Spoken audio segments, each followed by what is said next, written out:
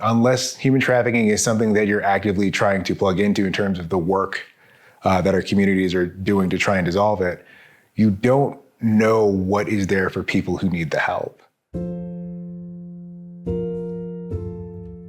My name is Devin Pitts-Rogers. I'm here on the board at LCHT, and I also operate a little bit as an advocate on the hotline and the text line as well. So as a kid, I would observe my parents doing these acts of kindness. One that's always stuck out to me was watching my father when we were on our way to go run errands. As we were driving, we noticed that there were some people that missed their connecting bus.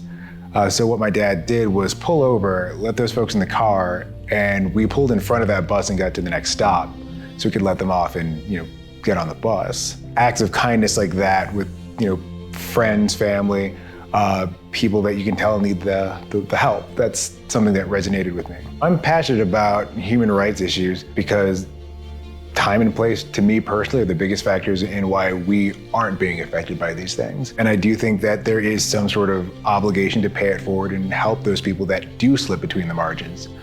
People who become otherwise invisible if we aren't putting in these renewed and sustained efforts to make sure that we see them. And that includes things like volunteering for nonprofits and those missions that align with our reasons for being here. Colorado's Human Trafficking Hotline really does work to provide outreach to the state of Colorado.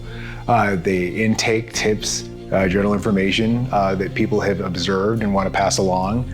They also make sure that resources are provided either to the loved ones or supporters of someone who might be experiencing human trafficking, but similarly will also provide those resources directly to survivors of trafficking.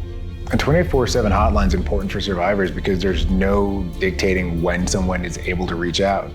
A lot of times when someone who is escaping their trafficker is reaching out, it's in these small windows where maybe their trafficker isn't paying attention or their phone use isn't monitored. So making sure that we have the hotline staffed 24 hours a day, 7 days a week, make sure that there is always someone there for when they're needed. One of the things that you can do to support LCHT is donate. We're coming up on the end of the year here, and donations are really going to be part of the lifeblood of the organization. We're seeing that across the nonprofit world, there's been a lot less funding on the federal level. And so now if there was a time to really get involved with LCHT, now would be the time to do it. I'm Devin, and I encourage you to join me in supporting LCHT to make human trafficking a thing of the past.